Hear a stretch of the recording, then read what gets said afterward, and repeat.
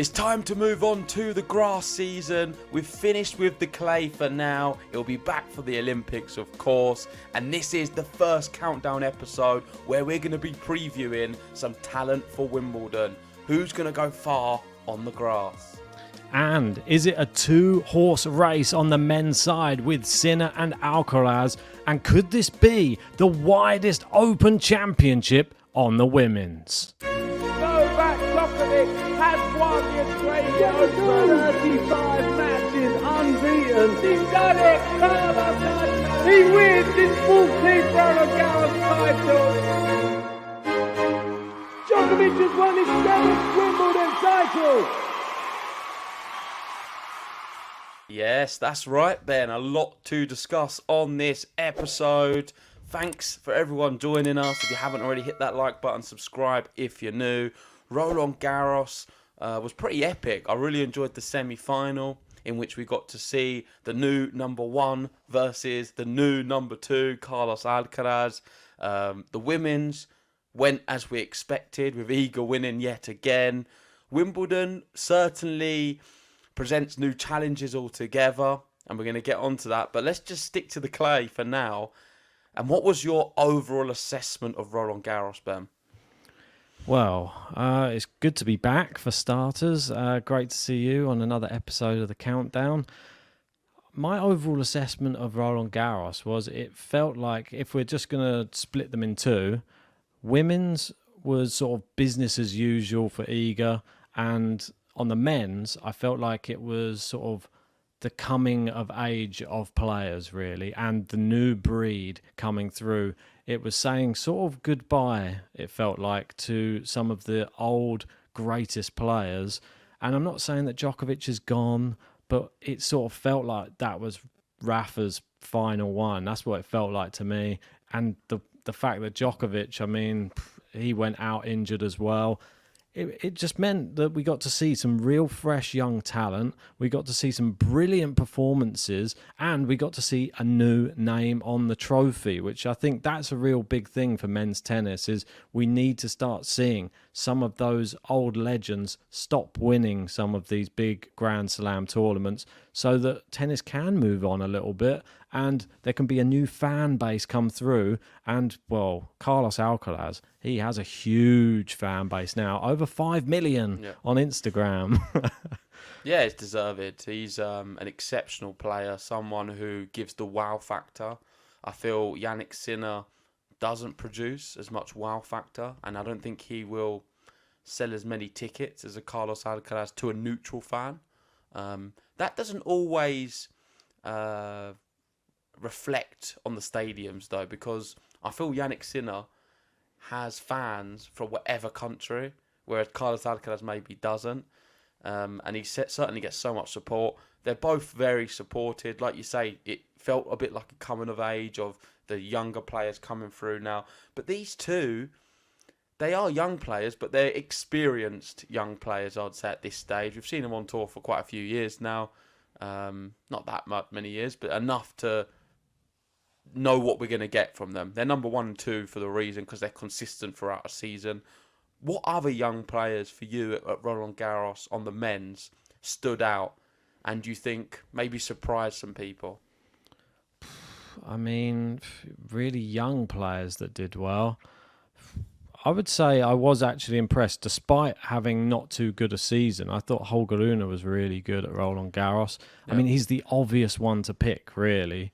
But I thought coming in, if he didn't have a good tournament, he was going to be sort of miles behind Sinner and Alcaraz. And really, he was only just a smidge behind Sasha Zverev. And Zverev, we saw how well he played in the tournament. I think he earned himself some new fans in this tournament as well. I know that there's a lot of divide on whether to like Zverev or support him and all this stuff that goes on off the court. But I think it's undeniable on the Roland Garros clay, he's one of the best players that there's been in recent years. He's so formidable on there, and it takes somebody like your Rafas or Carlos Alcaraz to beat him. Yeah, exactly. How about you? Does anybody who just jumped off the page for you on women's or men's? I mean, I wouldn't say young, but I really like Paolini. I think she's been amazing. It's an obvious one because she got to the final, but I think she's now shown another gear altogether, which I didn't think she was capable of doing. I didn't think she could get all the way to the final. I thought she'd have a good event. And despite her losing quite comfortably in the final, I don't think it was a bad performance for a first Grand Slam. Second, really, because she played the doubles as well. But I thought it wasn't too bad. It wasn't a bad showing, and I think she's going to be back. I really do. I think she's got a great game. It can be good, I believe, in all surfaces. Clay will be her best one, and she's someone who I would expect to go very far at Roland Garros next year. Yeah, she definitely has the game for it. It's very difficult playing in a first Grand Slam final, but playing in a first Grand Slam final at Roland Garros against the best female clay court player, maybe of all time. I don't know. That's just something I like that she beat Andreeva after losing to her at Madrid. Yeah. Andreeva's obviously another big one to mention. She's gone extremely far at Roland Garros. I think she could have a similar tournament at Wimbledon. And there's a few young names, and let's speak about the Iga and the Wimbledon bit in a minute. Let's just save that for, and we'll speak about the men's first, because I do agree with what you said in the intro, how that is so open. On the men's, as you can see from the title of this video, I think it's important to speak about these next two slams, Wimbledon, US Open. Is it a two-horse race for them now? Do we consider Djokovic in there? Do we consider Nadal? I mean, he's pulled out of Wimbledon, so definitely not for that one. Can someone else do anything? Can Zverev come and do well at Wimbledon? He's had a great few months. Medvedev, is he going to pull it together? Is Rublev going to sort out his anger? There's a lot of questions. Yeah. Casper Ruud hates the grass. I can't expect him to do anything at Wimbledon. He's got one of the worst percentages. And maybe we'll bring up the percentages because Yannick Sinner hasn't really got such a strong record on the grass as some of his other players. You can see he's down there at 60%, 12 wins, 8 losses. It's not bad. There's not that many matches to go off. But when you look at the top ATP top 12, Alcaraz is 16 wins and 2. That is the highest percentage, even higher than Novak Djokovic. Rublev historically has done quite good on grass. Is it a moment for him? I think these are the questions. Do you think it's a two-horse race for Wimbledon? It looks like it. That's my personal. I think personal the men's quite opinion. close then. I think You don't give Djokovic horrible. a chance, even if he recovers in time? I don't think he's going to recover in time. That's my personal opinion. He's had knee surgery, and they've said it's unlikely. His main aim this year, I think, has always been the Olympics, and I think it still is the Olympics, and I don't think he would even prioritise Wimbledon over the Olympics this year. That's my personal opinion, especially if it meant he may get injured again before the Olympics. God forbid. So the way it looks, I mean, Andrei Rublev right now, he doesn't fill me with any confidence that he Third can... best on this list, though. It doesn't even matter. I feel that his confidence is a bit shattered. The way he lost at Roland Garros, he's a great clay court player. He got beaten in straight sets by Arnaldi. I mean, Arnaldi's good. Another good player who showed... That's one of the good young players who came through. There's a lot of Italians, though, you could name for that. But still, Andrei Rublev, this was a big opportunity for you. This was a Roland Garros missing some of the great players who you'd probably think, if he came up against them, I think that he may go out. Now he had an opportunity to go through. Yeah, he would have beaten Djokovic. This is just typical, I feel like. And Rublev's going to be like having to look at himself in the mirror going like, what is going on? Like, it's something mentally not right on a tennis court. He loses his cool too much. You look at the difference between him and Yannick Sinner. If we talk about like maybe 2 or 3 years ago, they were sort of parallel and they were winning sort of similar events like 250s or 500s. And you just thought, their careers are moving quite similar. But the way that Sinner handles himself and his temperament on a tennis court is completely different, and that shows in his results. He doesn't lose his cool. He actually like sort of battens down the hatches, and Rublev just throws his dummy out the pram every time. I just think if you're going to be that type of player and have that sort of fire, you've got to be able to reset. You see Djokovic, he'll smash a racket, he's back to normal. Rublev smash a racket, the match is gone. A question for you. Obviously, with what's happening at the moment in Russia and the all the political questions and all the stress, I'm sure a lot of Russians and Belarusian and Ukrainian tennis players are under. Do you think that is part of a reason as to why he is so angry? Is it because of all of the external pressures on him at the moment? Because Medvedev, we've seen quite a few outbursts as well. I mean, I don't. You'd have to ask him. He's the only one with the answer to that question. I couldn't say It's definitely something to consider, no. maybe, though. I mean, it must be tough. If he has family and stuff that are effective, if he has a very stressful life outside of tennis, then yes, it can spill over onto the court for sure. I mean, he's playing without a flag. Yeah. But I feel that he's one of the main. Remember when we spoke to, wasn't it Donskoy, and he said, out of Andrei Rublev, he would only rather be playing tennis rather than doing anything else in the world. You could offer him £1 billion and he wouldn't take it if he said he could never play tennis again. So because he's that into tennis, I don't even think the flag thing matters. I just think he loves tennis, and that's why his passion spills over into anger. He can't control it, and he's gonna have to at some point. He will never win a Grand Slam if he acts like that. That's just my personal opinion. An important thing to note when looking at these statistics is Medvedev's lost 20 matches, Zverev 18, Djokovic 19. Pretty much the same as them two. But yet he's got 3 times, or even in Zverev's case, a lot more than 3 times, the wins. 115 wins to 19 losses. Medvedev has more losses on a grass court than Djokovic has. And Djokovic has played another 100 matches. I mean, Djokovic not even 180 matches. So Djokovic is just insane on this surface. It just suits his game so well. I'm surprised we haven't seen Zverev do better at Wimbledon. For me, it's a tournament he should excel at, and he's never even got to the quarterfinals, which is, for me, let's have a look at his record. I mean, I'll put it up on the screen here, and you can see here he got 3rd round last year, and then 4th round the time before in 2021, 1st round in 2019. He's going to do better this year, but still, it's pretty shambolic from him. Yeah, I mean, for someone of his level, I mean, it's not shambolic for other people on the tour to make a 4th round or a 3rd, but for him, look at the French Open, semi-final, final. I mean, he's a massive server. Grass should be his surface. It doesn't really make sense, does it? But maybe it's something to do with, Wimbledon's a bit of a weird tournament. I mean that in the nicest possible way, that it's all very prim and proper, and Zverev, I don't know, he ruffles a few feathers, and maybe it's one of the ones that's been dominated as well by Djokovic and Federer. Well, yeah, exactly. I mean, who did Zverev lose to last year? I can't even remember off the top of my head. Probably Djokovic. No, it wouldn't have been. He'd never get. I don't think he ever gets far enough. There you go. Berrettini, yeah.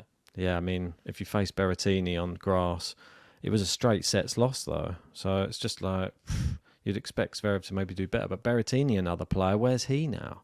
Is he going to make a resurgence for Wimbledon? So you're showing the Zverev stats here, but you're avoiding the question a little bit. Is it a 2-horse race with Sinner and Alcaraz? Yeah, I think it is. You don't consider any of the other players. If you go back to the percentages again. Yeah, let's go back to the percentage. There's quite a few with higher percentages than Sinner. You just think he's a different player now. I mean, Alcaraz, look at that. That's mad. He's only lost 2 matches on grass.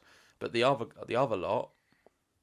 I look more at the trajectory of the players and how that. Hurkacz would be probably 3rd.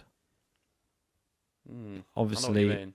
Because for me, he's super dangerous, and he doesn't lose his cool. He's fairly consistent, and he has great volleying and great serving. It doesn't seem to let him down. People who have challenged Djokovic on this surface, I consider Jannik Sinner up 2 sets, Hubie Hurkacz pretty close on a lot of sets against Djokovic on grass. Alcaraz beat him on grass. They're the ones, really. Everybody else, I mean, I don't really consider. I mean, is Dimitrov going to maybe do something? I mean, I don't rule it out because he's playing pretty well, but there's not really anyone on that list who I look at and think, will they beat Sinner or Alcaraz? Well, that's just the top 12. There is other Yeah. players, of course, in the draw. We never know. We Ooh, could see true. some big, younger players come Rosal. through and have some great tournaments. I know Draper's playing extremely well at the moment. Yeah. Who's to say he can't put himself into contention and do well? If anywhere, I think Wimbledon, he's got a good shot because we're not going to have too much sun. So he should be all right. What about this one? This is an interesting stat. The last time there was a Wimbledon without Federer, Nadal, or Djokovic, it was 1998, and that's when Federer won the boys' title. I mean, that's just... And this year is a good chance that we're going to have no Federer, Nadal, or Djokovic. I don't know if we're going to go to the Djokovic tweet next, because you're saying he's not going to play. I said the same thing, but from what I was seeing coming out a few hours ago, who knows? Because he is now... it's not that tweet. It's another one. Well, that's the one Yeah. that I had bringing up anyway. They said that you don't think he's going to be 100% in 3 weeks. Yeah, If it you says sent it me here. another... I've got it here anyway. So Novak Djokovic is now walking without crutches 1 week after his knee surgery. He does have a noticeable limp, which to be expected at this stage. He has opted for accelerated treatment at the Centre of Hyperbaric Medicine in Belgrade. So he's already walking without crutches. So I am anticipating his recovery to be quicker than usual. I think he may even surprise some people and turn up and play Wimbledon. So you keep ruling him out at your own peril. I think it's looking like he might play more and more by every passing day. If he does, I do not consider him for me. And I think Yannick Sinner. I don't know what I was thinking because Massetti played today. I watched a bit of it. Sinner or Alcaraz will have his number, and I don't think he'll be able to compete with them, and I don't think he'll be able to compete with even a Hubie Hurkacz or some other names we've been mentioning. Well, we saw Djokovic. I thought it was a prime Djokovic last year, who was beaten by Alcaraz, who we didn't think was even really good on grass until last year, which is the craziest thing. So imagine now an Alcaraz coming off a first Roland Garros title, reigning champion at Wimbledon coming in. Yannick Sinner has won now his first Slam title. He's the new world number one. Djokovic, I don't think this is a good idea for me. That's my personal opinion. I think miss Wimbledon and attack the Olympics and try and get that gold medal. Yeah, I agree with you. Let's move on to Iga, because we did speak about her, and I feel like we've got a lot to say, because on the women's, things are totally different, quite frank. I think it is very open. Iga is not that good on the grass. She's not that good at Wimbledon. She's never won Wimbledon, of course. Rybakina is someone who has won Wimbledon. Yep. Sabalenka has come close a few times, but can't seem to clinch it. I feel it's super open. I really do. I'm not sure who's going to win it. It could be an opportunity for like a Coco Gauff, but I've said this so many times and she always lets me down. I think I predict her every year. Ons Jabeur? She don't win it. It's an opportunity for Ons Jabeur. It's an opportunity for Mira Andreeva. I think, talking about young players, I really like her chances. And if you look at what Iga's done, so she has withdrawn from the Ladies Open in Berlin due to physical and mental fatigue. Also, Jasmine Paolini is withdrawn due to an unspecified injury, aka she's tired, she's won enough money, doesn't need to play yet. Yeah, we see a lot of people. If you've gone deep in a slam, Unspecified injury. She's just basically got to a final, doesn't need to play. she's on a luxury island somewhere. I can't make it away because there's just too much relaxation going on. I don't know. I don't blame her. Fair play. Go and enjoy yourself. She's had the best tournament of her whole entire career, and she deserves it. Like, I think that the way that Jasmine Paolini has sort of made this ascent on the top 10, and she hasn't sort of gone away. It looked like it might be a little flash in the pan, but it isn't. And she's come through and she's still continued her solid form throughout this year. I'm hoping we get to see her have a good run at Wimbledon now. She's got confidence. Yeah. She's up there. She knows she can compete with the likes of Rybakina. Can she do it on the grass? That's another question. But I'd be interested to see how she gets on. But I am interested, like you said, in Mira Andreeva, to see how she gets on. Because last year she made the 4th round, Mira Andreeva. And who's to say? She's improving all the time. She made the third round of the French last year. She made the semi-finals this year. Fourth round of Wimbledon last year. Could she go even deeper this year? I think that's the way her career is going to be, Mirta Andreeva. Each year we're going to be seeing a slight progression until I think it's inevitable Mirta Andreeva will win a Grand Slam at some point within the next, say, I'd say 3 years maybe. Well, there's only 3 to play because Iga always has Roland Garros wrapped up. Well, if she got a bit more power behind her, then maybe she could compete. Or maybe there's a new tactic to go against. What do you make Iga. about Iga then? She's not going to play any warm-up events for Wimbledon. Didn't do it last year either. Last year she didn't. She may play one. I'm not sure if there's what other ones there are available. But you can see how she does at Wimbledon. It was the best one last year for her. Got to the quarterfinals. Yeah. But still nowhere near her levels. You can see 69% compared to the others, which are so high. I mean, French Open 95%, which is insane. But I don't think she's going to win Wimbledon. I really don't. Again, I think she'll be probably a quarter-finalist, maybe a Noskova or someone like that. An Ostapenko could knock her out. We've seen it before. King Wing Zheng on fire with that big serve. Rybakina is going to be dangerous here. You've got to look at the big servers. King Wing Zheng's another one who I think could win this event if she has a nice draw. If she gets a good draw, she's got the chance to get through a lot of opponents and win this whole thing. Yeah, definitely. There's a lot of names you can put in the hat for Wimbledon, and that's what makes it fascinating. But let us know in the comment section, who do you like middle of June at the moment when we're talking about it? Who do you fancy early on? We've not really seen many players play. We've seen the first tournament of the year on grass, and it's hard to make too many assumptions just coming off the clay. But right now, I'm confused. I mean, I would go with the obvious picks, which would be the front of my mind for Wimbledon. I'm instantly drawn to Sabalenka or Rybakina. Those two are the main two. I don't think that either of them are going to win it. I think we're going to see an outsider win who we're not expecting. It's quite possible. I think it could be a King Wing Zheng or a Mirta Andreeva. You're really young talent. I think we could be seeing either of them two win on Wimbledon, the women's, or on the men's, Sinner or Alcaraz. For me, I'm shying towards Sabalenka because I think her form this year has been so good, apart from the odd match. And I think that she's proved herself on grass. It's just been her mind. She's already on the grass as well. I saw her hitting today. Looked quite good. Her mind's the thing that's let her down at Wimbledon before. If she's got her mind right at Wimbledon, I think that it's another tournament which is there for the taking for her. Like, she could have Australian Open and Wimbledon sewn up every year if she plays her best tennis. Yeah, true. Let's move on to the next topic. Well, the next topic is, and I know we were just talking about the Olympics and Djokovic.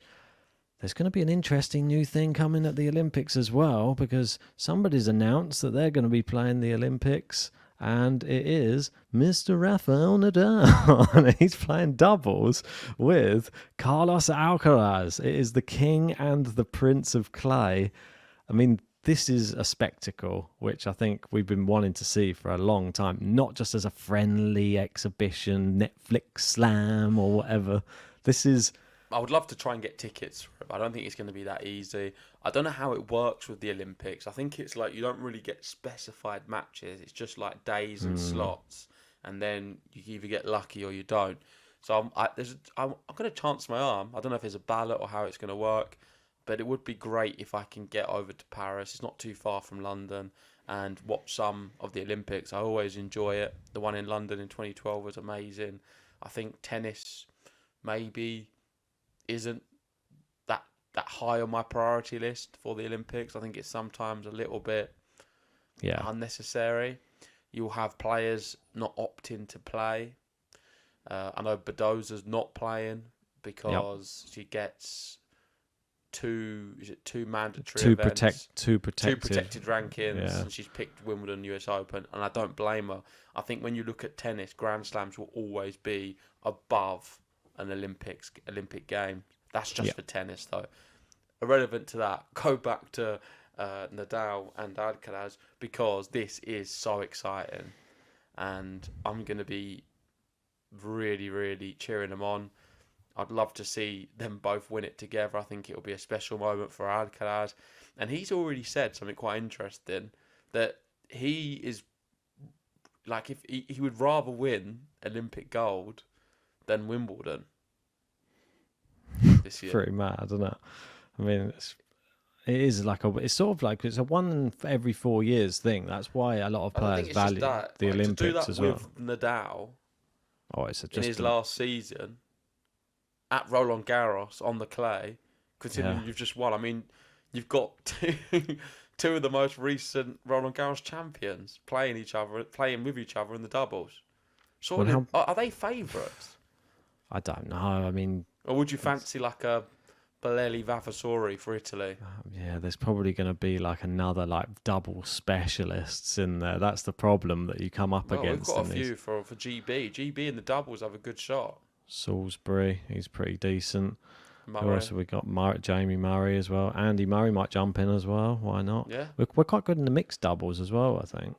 So we're not too bad. What do you make of this though?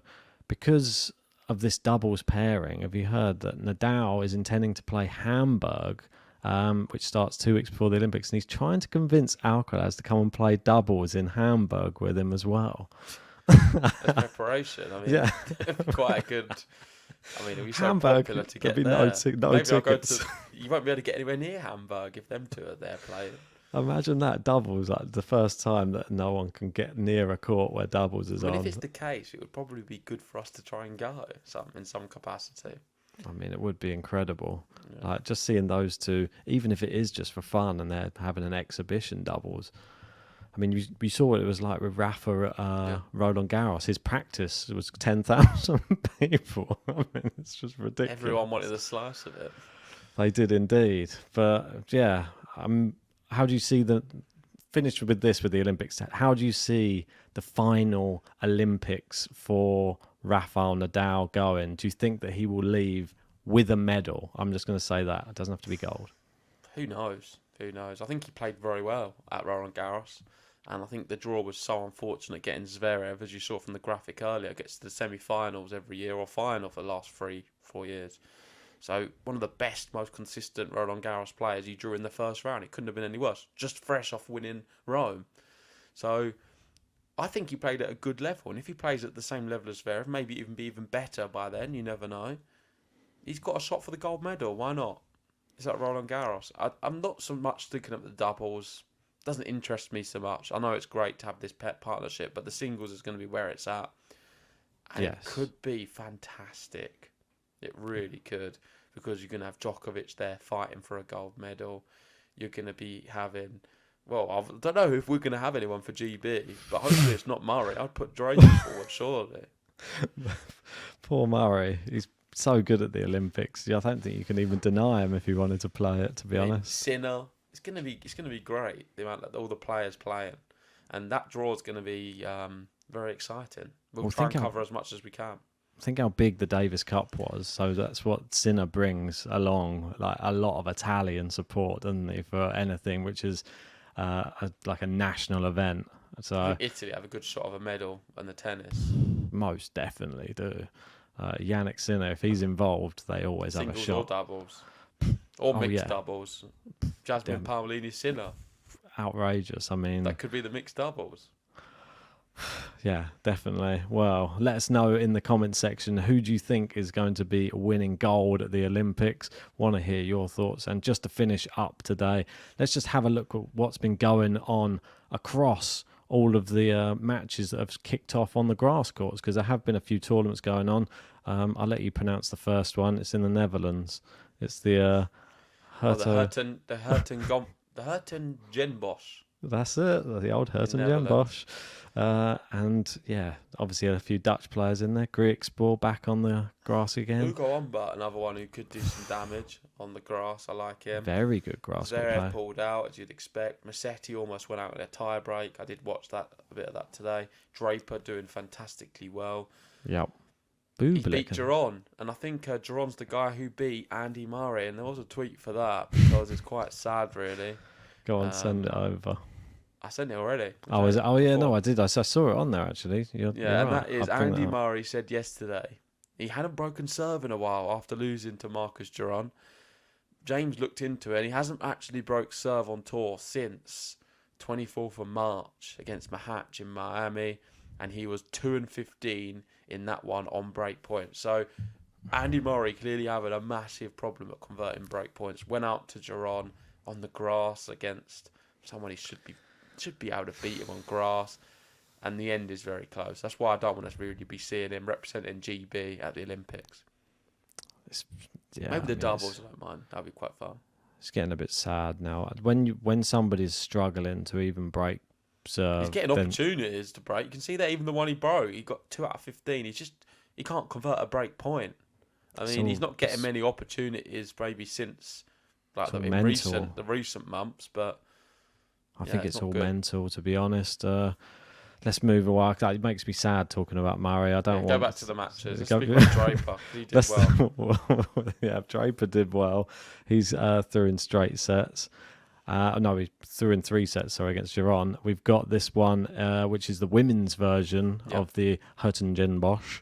And I think Naomi Osaka back on the grass again, beating Lehmans, who's been somebody who's come through to the forefront, sort of rising up through the rankings. First win on grass for a while for Osaka. She's doing well in the draw, and she's now going to be rewarded with a massive match against Bianca Andreescu. Ooh. And the last time they played was in 2019, and it was Osaka defeating Andreescu and stopping that monthly winning streak Andreescu was on. Wow. So it was that really momentous day where Osaka beat Andreescu.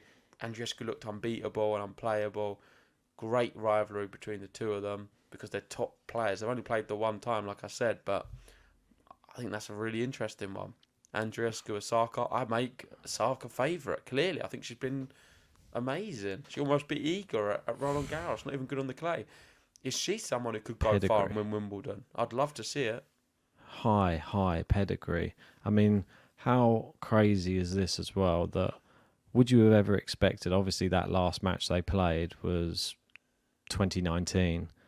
That 5 years later they'd be playing Osaka 125 in the world and Andreescu 228 in the world. Yeah, I mean, never in a million years guessed that. Never. I mean, you would say both in the top 10 still easily. They're just two of the best. Where is Osaka now? 125. Because I need them in the top 10. Is she moving up? Yeah, it must be. I mean, because she's won 2 games, two matches. Every time that she wins in one of these WTA events, she's probably jumping a few spots. Yeah. So if she goes through a few rounds at Wimbledon, just needs a good draw. That's all she needs. Yeah, I think the draw's going to be super important on the women's. That's for sure. Anyone else to speak about? I know we've got a couple of Brits playing in Nottingham. Well, Nottingham, you can say Raducanu. She come back and she won her match. She was 6-1, 5-1 up and almost fell apart in the second, but did hold on. After the match, she come out and had some scathing remarks to the umpire, saying she played. It was 2 versus 1. She had the umpire and the opponent all against her. But she still managed to come through, and next she's got Daria Sniga. And that's going to be tomorrow. That's right. And could she... if she goes far in this tournament, Ons Jabeur in there as well. We've maybe treated to that match-up eventually. That would be a nice one if we could get that on the grass. Yeah. All the fans in Nottingham, I'm sure, will be hoping for another Emma Raducanu win. And maybe coming into Wimbledon, we could see Raducanu in some good form. Yeah. That's right. Let's wrap it up there. Thank you everyone for joining us on this episode of The Countdown. It's the first one for the grass. If you haven't already, hit the like button, subscribe if you're new, and you can check us out on Spotify as well for just the audio version. Anything to say? Yeah, I was going to say congratulations to Lindsay, who won our player roulette as well. Very well done to you. If you want to enter player roulette for the next tournament, then make sure to sign up to our Patreon. It's as little as £3 a month, and it helps the channel grow, and you get prizes if you win the tournament. Perfect. Let's wrap it up there, and we'll see you soon.